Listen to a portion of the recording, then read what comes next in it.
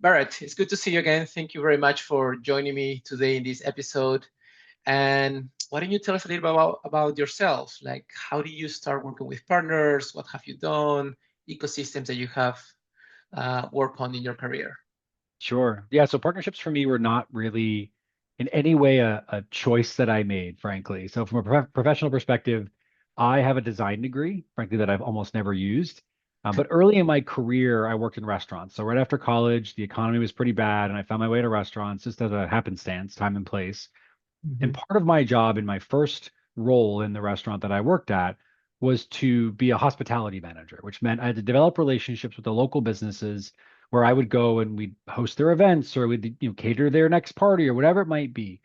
And I think if I reflect very holistically on where partnerships began, for me professionally, it was there.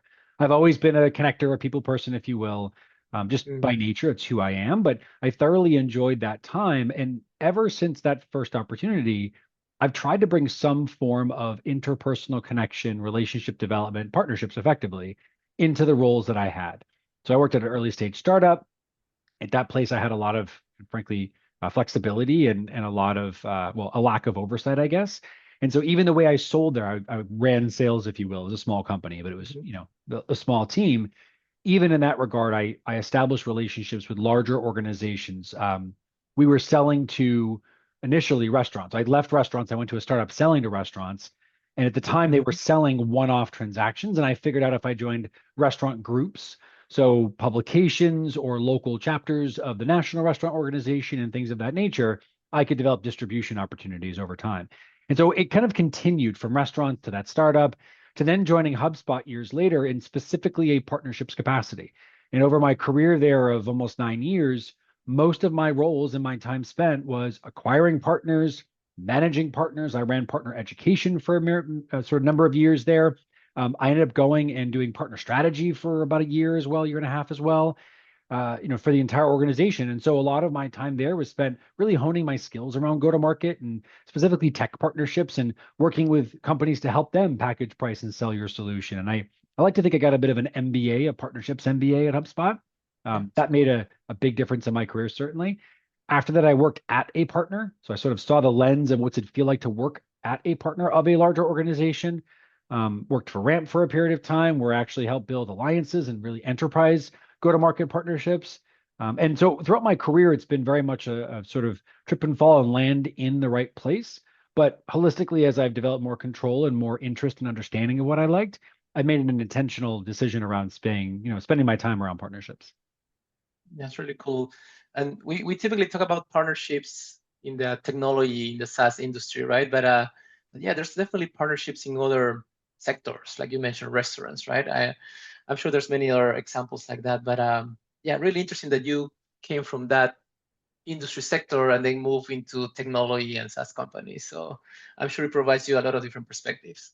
I'd like to think so, yeah. And I do think it's important to highlight that we talk about partnerships because we ourselves are in SaaS as, one Hmm. company selling or servicing someone else's technology. But if you look at it just from a base business fundamentals perspective, every organization should have partnerships at the forefront of what they Yeah. do. Even your local baker who's, making that fresh loaf of bread has partnerships with organizations that bring them the materials and support, their distribution. And so I think go to market relationships holistically are Yeah. core part of how commerce works these days. Yeah, for sure. Companies cannot do business just by themselves, right? They're definitely Exactly. partnering with others, suppliers, vendors, who knows. But yeah, it's very natural, I think, to see partnerships everywhere. But yeah, sometimes we just don't realize them, right? Even if they're in front of us, in front of our own eyes. So, Barrett, I know you have worked a lot with alliance partners, and people define alliance partners in different ways. So I'm curious about how do you define those type of companies? Like, what are the key characteristics of those companies that you call in your experience an alliance partner? Yeah, I think language actually matters a lot more than we spend time talking about. So the way you describe a partner, the way you describe that dynamic is equally important to the work that's actually done there. Early in my career, it was the term partnerships as just somebody you work with. And that was fine. I think broad spectrum, it made sense to just blanket everything.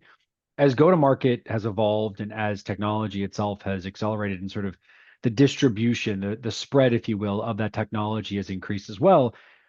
My experience has shown that partnerships needs to be categorized by not just the motion and the type of dynamic you have with them, but also the best label applicable, so that when you speak about them in the professional environment, in conversations like this or otherwise, you can very intentionally label the dynamic that you're describing, because every company uses different terms and or the Yeah. same term differently, and it creates some interesting scenarios. So I think of it as, sort of the smaller partners, the partners that don't always have the highest investment from the company, that Mm-hmm. are still doing something to impact customer journey, but not necessarily the highest impact. Those are your affiliates, your providers. There's some language that's used around that. That to me feels like a good way to label those and give a Mm-hmm. framework for how you talk about them. The next level up is just kind of general partnerships. And I think about that as a way to constitute and sort of wrap around partners that, package, price, and sell a service, partners that go to market alongside you, partners that are, in most cases, companies that are deeply, or at least ideally deeply ingrained in the way that you as an organization go to market as well.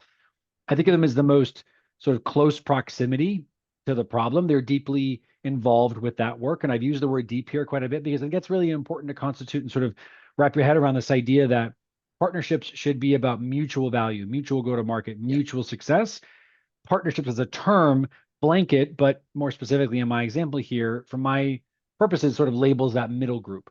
When I talk about alliances, I think about alliances as sort of the new evolution of how do we speak about all of the things that we're doing from a go-to-market perspective jointly. So alliances could be, and my experience has been, those affiliate partners, the earlier ones, those sort of go-to-market services partners and solutions partners you see in that kind of middle bucket.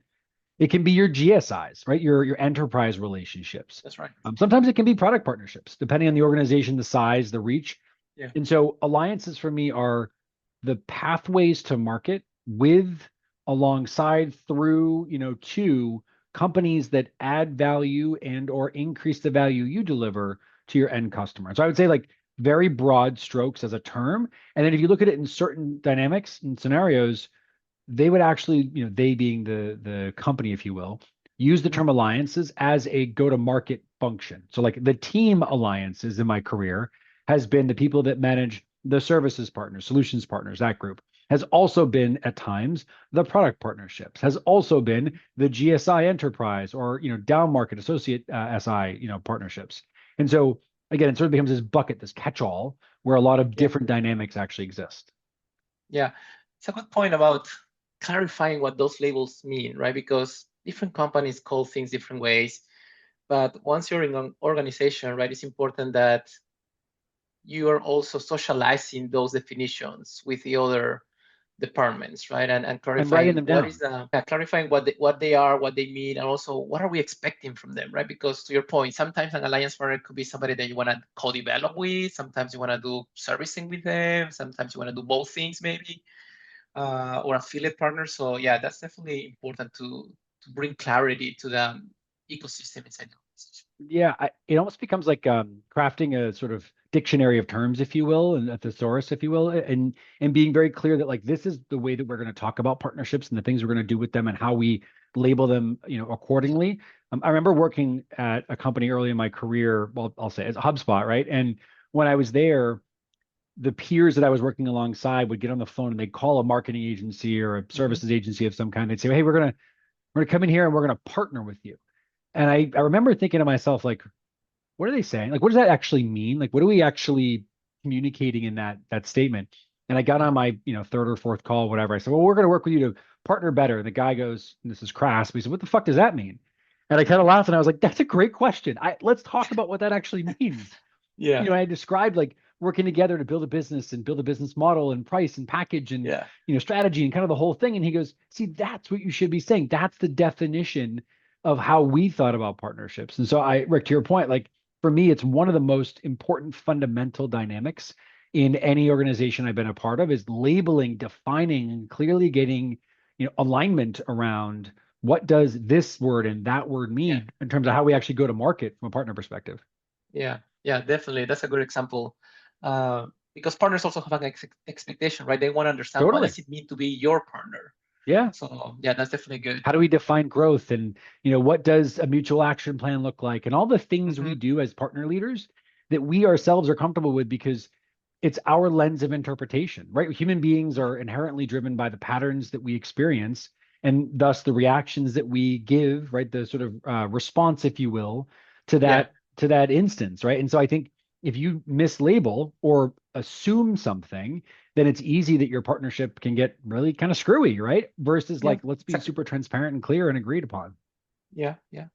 So let me ask you something. If partners can do different things for you, right? And you need to enable them to do those different things. But there's no one single enablement approach because again, partners are expected to do different things. So that way you enable partner type A is going to be different than the way that you enable partner type B and so on. But when it comes to enabling the partners, do you see something that is like a common denominator on how you approach partner enablement? Like what ideas do you have there? Like how do you properly enable a partner to do what you expect them to do? First off, expectation setting, like what is that thing that we're expecting of them, and how do we go about incrementally breaking down Mm-hmm. the components of that outcome? Like we want someone to sell for us, right? We want someone to service for us or build for us. And then what are the components that go into that? I think common denominator is going to be product knowledge almost explicitly and exclusively in every partnership. But I think about it sometimes differently than other folks, and that's that we don't have to go and recreate the wheel. We have to go and build something new. You are probably, hopefully, I should say, enabling your internal teams on the product. Just have your partner sign an NDA, put it behind a gated asset, a Mm-hmm. portal, a login, a something, and let them go do that. Let them go and consume your how do I demo and how do I learn about this new feature and whatever it might Yeah. be. Why spend more energy and effort when you've already done hopefully great work to empower your team? So that's sort of step one. Mm-hmm. Step two is teach them the same sales methodology that you have or service methodology that you have. Yeah. Again, a misconception. Like we need to do this thing all over again. You don't, assuming it works. Now, it may be an opportunity to reinvent, let's be fair. Mm-hmm. But generally speaking, if product knowledge transfers, go to market knowledge should as well. How do we sell and how do we service? And let's take that playbook or those playbooks, I should say, and give them to our partners and teach Yeah. them how to do that really effectively. And the third piece is how do we market? Like same thing. I'm a firm believer that partnerships should be an extension of what you're doing well. The Mm-hmm. misconception is that you should start partnerships super early. I think you can, but if you think about, to your point, this enablement stage, this is a little bit more, partner market fit defined, go to market with those partners clearly defined. We know how to do this stuff. Repetition comes from scale and that comes from transfer of knowledge. And so if that's the case, we need to have a sort of course methodology. How do we teach them this stuff? How do we certify some sort of Mm-hmm. a simple certification, light certification framework? And then how do we have some sort of an advanced accreditation? We need like a third tier, right? Yeah. So there's the like knowledge transfer, there's the application of that knowledge transfer and certification format. And then, excuse me, the advanced application, which is your accreditation. We say these are the best of the best and the kind of elite, if you will. But other than that, I think mostly it's taking what you've done well and giving it to them as, the sort of Yeah. simplest format possible. Yeah. Yeah. I kind of follow the same philosophy, I guess. I like to think about partners as your extension, not just of your sales team, right, but of your marketing team, of your sales engineering team. 100%. And a lot of times, what I have done in organizations is, hey, we need to educate partners on how to demo the product and sell the product, and respond to technical questions. Well, whatever we're doing with our own sales engineers, we don't need to reinvent the wheel, right? Let's put Exactly. that in front of our partners as well. Whatever we're doing in terms of creating, I don't know, sales enablement materials, let's put that in front of our partners, right? Sometimes you gotta Exactly. partnerize. Sure. Because I Totally. think Yep. I think a lot of times, yeah, we try to recreate things that are not needed.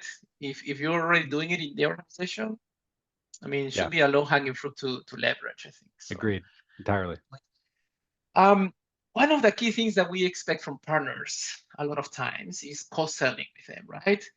We want to work together on opportunities. We want to co-sell with them. So, is there like a best practice you have? I don't know, something that has worked for you in the past very well, where you say, I'm always going to do this when I'm trying to enable partners to co-sell. What comes to Sure. mind around co-selling? Co-selling is that, I don't know what you would describe it as, other than like the North Star, right? The Holy Grail, Mm-hmm. the big thing that everyone talks about. Can they just do the thing that we do, but do it without us being involved, right? And I think the Yeah. problem with that initial statement is we're assuming we don't have to be involved. Co-sell by nature is about working collaboratively to deliver the better outcome. We got to sell together. I think if you look at it very simply, it starts with what we described before, which is like teach your partners how you sell, but don't expect them to sell the same way. You have to deeply understand their business dynamics. Excuse me again. So Yeah. what I mean is not make the assumption that they will sell the same way. They're not a software company, right? They're a Right. services firm or whatever, their development team or whatever it might be. Work under the assumption that their ability to understand how you sell is actually the common denominator. So if you can share the way that you sell, you can certify perhaps into the way that you sell, et cetera. That's step, one, if you will, knowledge transfer. Step two is bring the teams together. There's a lot of gating that I see in partnerships. Like, well, you haven't sold enough deals, so you can't work with our team and silly stuff like that. Yeah. I don't disagree. I can see the circumstances where it makes sense to have a modicum of control, but I'm a big proponent of like bring the teams together, especially while you're small, especially while you're early. Put them in the same room, put them, at an event together, like put them on a Zoom together to keep it simple and allow people to get to know each other. As silly as it sounds, like co-sell is Yeah. about people working together. And if you want them to be an extension of your team and do a really good job co-selling, they have to be with your team. So give them access in the right Yeah. ways. And, it can be very controversial otherwise. I get that, but like do it in the right way. And the third piece is like hold them accountable, both parties. I've been at companies that, where we were meant to be a, great co-sell motion, but we would always put it on the partner they did something wrong, and vice versa. We'd say like, oh, this direct team member doesn't know how to co-sell, so we're going to bring them out of it. Like, let's assume good intent. Let's treat people Yeah. like people, but let's remember that these are two organizations working together, not just the people in the deal. And so, when you hold each other accountable, kind of step, if you will, one. The second component is celebrate the wins, right? Like be very transparent. Do a win wire where you send an email once a month with the big wins, two or three of them, or do joint presentations. Have the partner come into an all hands and talk about the way they Yeah. sold and how they do that. And also like do retrospectives in the deals you lose. And again, do it with good intent and assume that it wasn't anyone's fault so much as what could we do differently. But that communication, that ongoing working relationship ultimately is where you actually can win. Yeah. I definitely like the celebrating the wins. I think I've seen too many times, perhaps, we have these opportunities, right? Partner and vendor working together, massive deal, perhaps, very unique, very sophisticated, but then nobody knows about it. Constant. Let's put it Yep. on email, Slack, LinkedIn, all hands, team meeting. Let's just spread a word about, because I think that once people realize that these things can happen with partners, they're like, oh, I Yeah. want to do that. That's I what it want to is. do that It's again. proximity. So People are yes, drawn to, they hear the story, they see the story, they experience it. They go, I want to be like that too. And I know if you look at, top performers work with partners, right? The best yeah, at that's client right. retention work with partners. Like you just see that constantly, Yeah, celebrate that, amplify that, and your team will follow that opportunity. I believe so. So, Barrett, thank you very much for your insights. Thank you very much for the conversation. This was very good. Great having you and great to see you again. Yeah, Appreciate your likewise. Good time, to see Barrett. you. Thanks so much. All right. See ya. Bye.